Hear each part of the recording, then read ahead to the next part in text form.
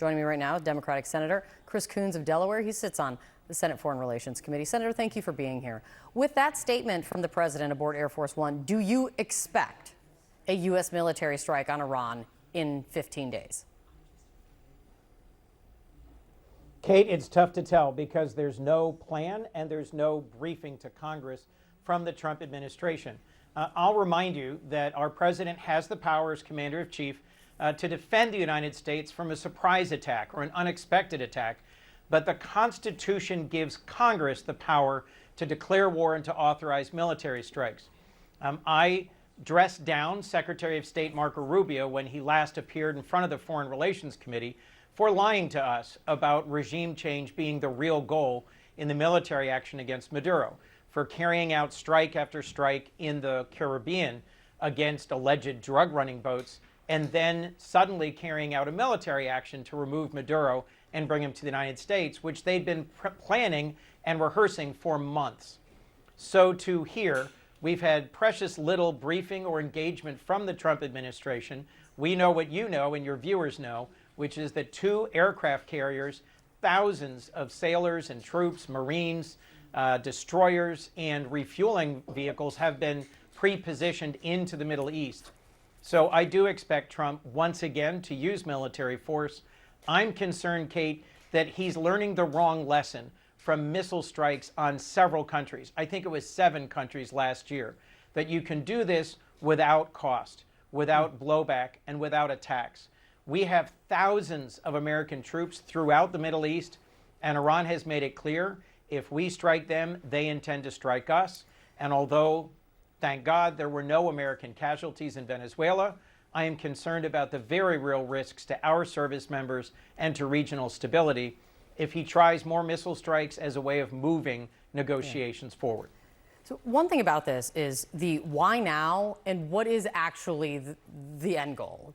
David Sanger over at the New York Times is a very good analysis today that gets into this. How Trump is saying a lot, but has failed so far to make the case, as you would expect him to, not only just behind closed doors to Congress, but to the American people on why he is thinking of targeting Iran now. Here's just some of his reporting. Though Mr. Trump is largely fixated on the nuclear weapons program, at various moments he and his aides have cited a range of other rationales for military action: protecting the protesters that Iranian forces killed by the thousands last month, wiping out the arsenal of missiles that Iran can use to strike Israel, and ending Tehran's support for Hamas and Hezbollah. Add to that, Trump has also at times toyed with the idea that the best end state here is regime change, or maybe not. I mean, do you understand the rationale and the real goal here? Not at all. So, Kate, let's be clear. The Iranian regime is an awful, terrible terrorist regime that has supported regional proxies that have carried out terrorist acts, that has threatened the United States and Israel for decades. So please don't misunderstand me. I'm no friend or ally of the Iranian regime. None of us should be.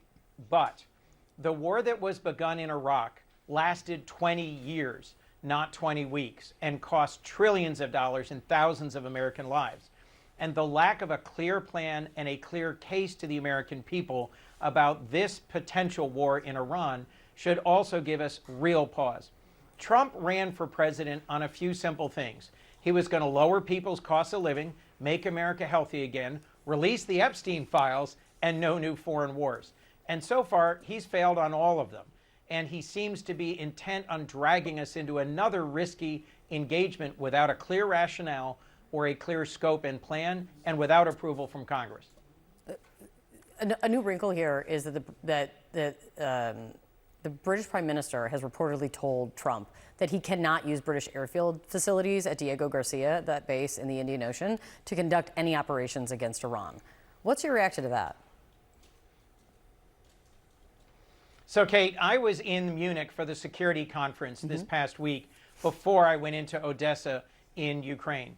And I met with and heard from a wide range of our European allies, including the United Kingdom's National Security Advisor, among many others, and the American 4-star general who commands our forces in Europe.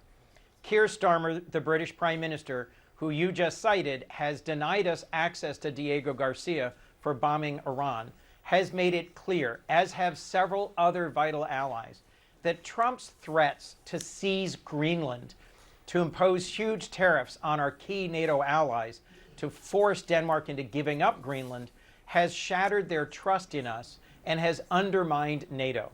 It was one of the stupidest and most irresponsible things any American president has done in decades, because everything we could gain from more investment in Arctic security, we could have secured without these threats. Trump has undermined the confidence of our core allies, and it's starting to have security consequences. Where we should be engaged is in supporting President Zelensky and the brave fighters of Ukraine, who this Tuesday will have been fighting Putin's brutal war of aggression for 4 years. Our NATO allies have stepped up, Kate, and they're spending almost all of the money to support Ukraine. They've dramatically increased their investment in our collective security. NATO should be the strongest it's ever been. Trump should be taking some credit for that. Instead, his actions are undermining NATO. And in one of the first trips into Odessa since the war began, the senators I traveled with, Senators Shaheen and Blumenthal and Whitehouse, we saw the real impact on civilians, the military, and the Ukrainian people of the daily constant barrage of Iranian drones, of North Korean attacks, of Chinese support. Our adversaries are pulling together to support Russia and their brutal war. Russia's absorbed more than 1 million casualties, Kate, and if we would simply double down, impose sanctions on Russia, restrain our adversaries, and support our allies, Trump and the United States could actually achieve a positive path forward, maybe even peace and a just peace in Ukraine. But instead, Trump is bent on adventures in other countries and in undermining the confidence of our core allies and the Ukrainian people in our reliability as America. It really all is wrapped up and impacts the next. It really all is wrapped up together. We were just showing some pictures that your office had put out of your visit to Odessa and to Ukraine, where you just returned from with the congressional delegation.